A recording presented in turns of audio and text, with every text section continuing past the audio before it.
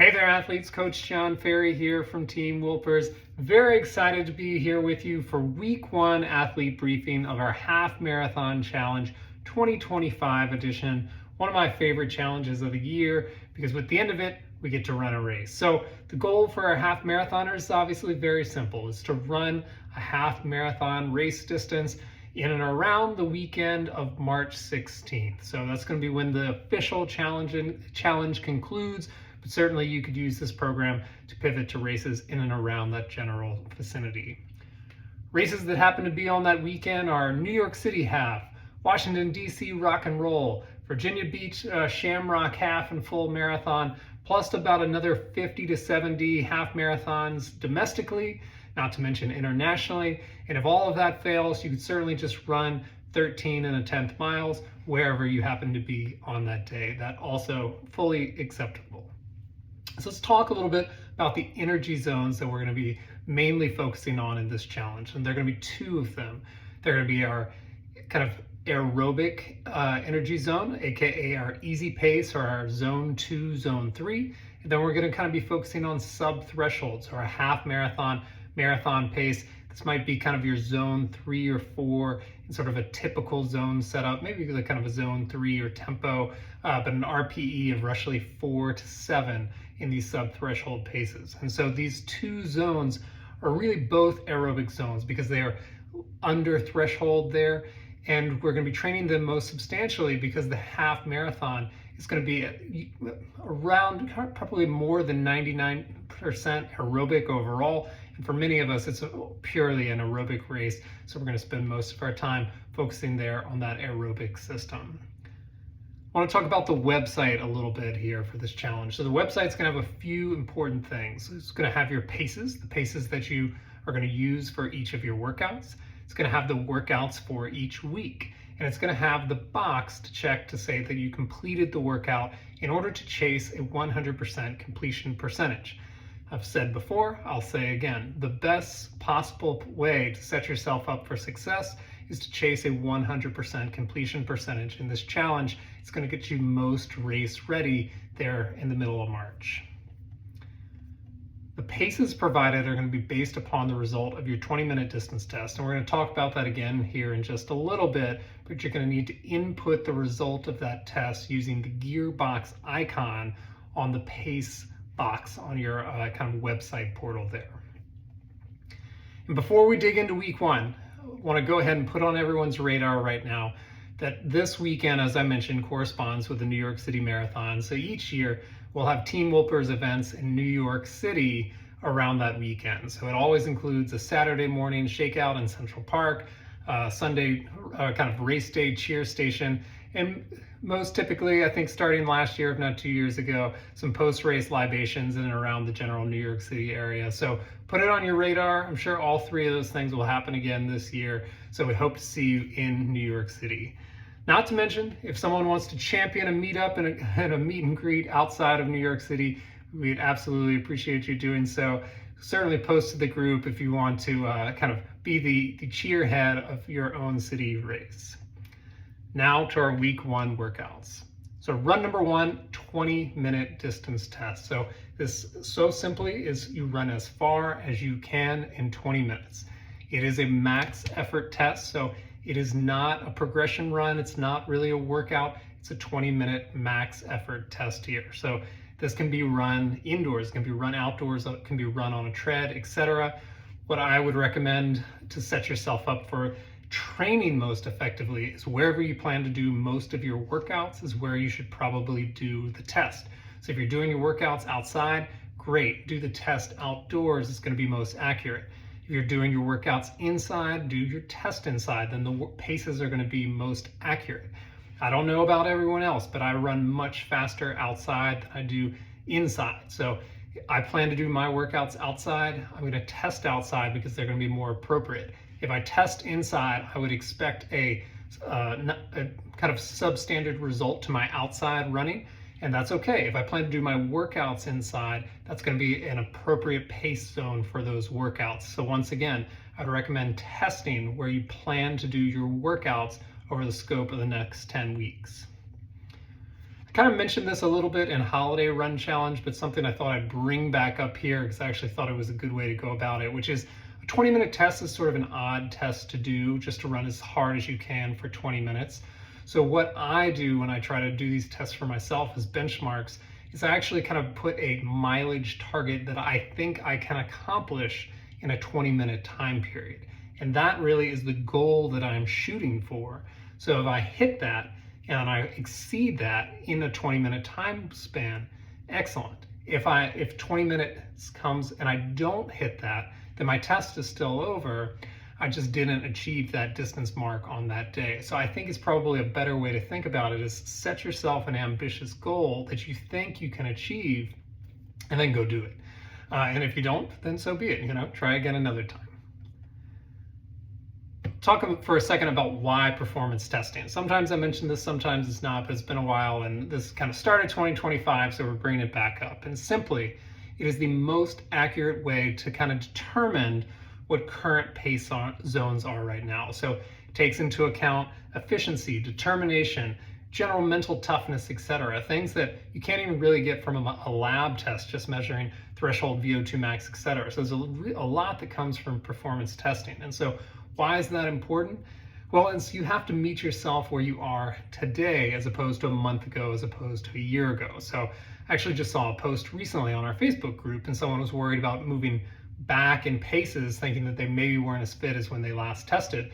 And as a matter of fact, that's a great thing to do sometimes. One of the probably best gifts I've given to my own running career over the last several years was substantially reducing my paces. I was trying to work out at pace zones that were just no longer applicable to my fitness level, and I had to take a bit of a humble pill, but really reduce my training paces. It made the workouts much more fun, I was recovering in a time appropriate manner, and I started to see progress in a way that I hadn't seen in a long time because I wasn't way overshooting my pace efforts on every single workout. So don't be afraid of taking the pace backwards. That's a natural part of the training journey, and especially if you've been coming back in after time off or injury or just not training as appropriately, it's the best thing you can do to kickstart your new campaign is reduce your pace to a place that feels appropriate right now. So a little bit of prep for the test here, and it's not complicated. We want to rest up. You want to put yourself in a position to be successful. You don't want to overthink it. It's not that hard. You just kind of run for that 20-minute time period or the mileage goal that you've set there and go out and do it. So it doesn't have to be perfect weather. It doesn't have to be the perfect time of day. Just go give it a good hard effort. No holding back here because this will set the basis for your pace zones for the next 10 weeks. So you want to go ahead and give this a good, hard, honest effort. And no real strategy here for week one. If this is your first time doing the test, go out, give it a hard effort. These tests, just like anything else, take practice. You'll get better at them as you go. You start to have more benchmarks for comparison. So if you've done this test several times before, you're already in great position. You've got those metrics already from previous test performances, and now you just get to go and kind of look to improve upon that a little bit. Option B, of course, is if you tested, especially at the end of the holiday challenge, which is in and around right now, then there's certainly no need to test again in a couple days. So you want to go ahead and run that progression run to start the week. And the two main goals of the progression run is to get progressively faster over the course of the run, and it's a great opportunity to practice pacing early here in our training block. So if you just finished Holiday Run Challenge and you just ran a progression run, then no problem. You'll be testing this week. So you might have thought you dodged it, but you didn't, because there shouldn't be a repeat workout here. If you did the progression run, you're testing now to start 2025. If you tested at the end of 2024, you're doing the progression run to start the week. Easy peasy. Run number 2. I want to start, but listed on these workouts, but rarely mentioned. Very important, once again, new year, new resolutions here. Lunge matrix stretch, right there at the top of the workout. We also have kind of the the calf matrix stretch that goes along with that. So it might be for run 1, might be 2, but these are our pre-run mobilizations here. You need to watch these. You need to learn these. You need to repeat these, and they need to become such a second nature as part of your running that you couldn't forget them if you tried. They're great to get your body ready to run. They're great to get your body to run harder. And they're also great to do after your sessions as a post-run activity. So an important part of the workout, going back into our half marathon pace interval run. So we have our warm-up inclusive of strides that comes after the mobilization. And then our main set. Our main set's quite simple. It's 2 blocks of half marathon pace with a pretty substantial recovery in the middle. So this is kind of an easy workout all in all, and it's designed to be as such. This is not designed to beat you up here early in the process.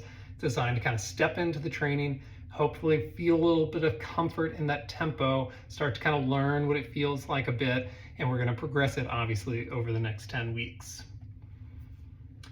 Little bit of warning that I always throw out when we're thinking about tempo work in particular. So we're training for a half marathon, so any workout that says half marathon pace in kind of large block intervals is a great opportunity to take it to the road. In order to feel that pace, I mentioned you need to feel the pace, you need to learn the pace and what it feels like to maintain.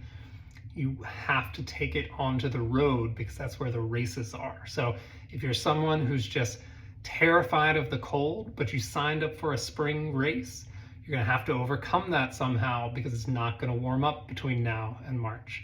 So make sure anytime you see half marathon pace, that's one that I really want to be taken onto the road where the races are run. Workout number 3 is our weekly long run. So it starts with a kind of a small long run range of 4 to 6 miles here. So this long run wants to look easy, feel easy, be easy. There's no point in which it accelerates. There are no intervals. There's no progression here. It's just simple and easy start to finish. Right now, it's just about logging time on your feet and just kind of banking that endurance a little bit. We're going to need to build a big endurance engine over the next 10 weeks to get ready for this half marathon effort. And this is just kind of the first stages there. I want to talk a bit about the distance range because we usually don't use this as part of the training here. And so the easiest way to pick the distance is think about what is your longest long run of the last 4 weeks. And if it's 4 miles or less, you should start at the lower end of that range. If it's 6 miles or more, then I would start on the higher end of that range. There's also a range because weeks are a little bit different. I don't know about you, but some weeks I feel great, some weeks I feel less great. And so on a week-to-week basis, I'll usually have a range to my own long run. And if I feel really good, I take it a little bit longer. And if I'm really struggling that day for one of many reasons, I'm okay stopping a little bit shorter. So utilize that range. It doesn't always have to be the top. It doesn't always have to be the bottom. There's a range for a reason, so feel free to utilize it. Finally, if you're already running longer than that long run range, which I know many of you are, if you just consistently bank 8, 10, 12 plus miles every weekend, certainly don't feel like you have to reduce your mileage. Stay exactly where you are and we'll catch up to you. A few questions that have come up. First, from Laura Michelle, how to best tailor this upcoming training schedule if you're returning from an injury. So I've been very mindful to not overdo it as I come back into regular running and I'm feeling good, but I haven't done any speed work yet and I'm a bit nervous to kick it right back off the bat. Thoughts? So great question, something that most of us have had to deal with at some point in time here. And so whether you're returning from injury or you're returning from just general time off, I usually have kind of the same progression to come back into activity. And one is to start with all easy running, just easy running only, limited session, and using supplemental activities like cycling, elliptical, swimming, whatever, to kind of fill the gaps of throughout the week that maybe you would have, let's say if you were doing 5 sessions a week previously, I usually have athletes return with 3 run sessions, 2 supplemental sessions, and then kind of work up slowly over the course of time. Kind of the phase 2 there is while continuing with easy only running, is I want to get athletes back to their previous weekly volume. So if that was 20 miles a week, 30 miles a week, 40 miles a week, whatever it is, while all easy running is slowly work your way back up to that volume. And the rule of thumb, which is not a bad rule of thumb, so I think it's as good as any out there, is no more than about 10% volume increase per week. So 20 goes to 22, goes to 24, goes to in essence 26, 27, it starts getting up. So it does go slowly. You're not doing big jumps. You're not 20, 25, 30, 35. The accumulation is too quick. So if you were a high volume runner and you took a substantial amount of time off, it could take as much as 8-10 weeks to just get back to that full volume already. You just have to be patient with it. Once a volume is back at a kind of full capacity, that's when you want to start easing back in intensity. So when you mentioned not wanting to jump in too hard too soon, that's exactly right. Probably one of the quickest ways to get injured again is too much, too hard, too soon. So take your time with it. Just know everything is manipulatable, and we'll talk about week one in particular here. So week one in particular, a distance test doesn't make sense. It's quite a hard effort. 20 minutes all out wouldn't do it. It's probably better just to estimate what your result would be and kind of see how you're feeling based on that. The progression run definitely makes sense. However, I would just dial the paces back a little bit. So if you dig deep into my Strava, especially anytime I work out inside, you'll see most of my easy runs are just progression runs, but they're progression runs that never go any faster than my standard easy pace range.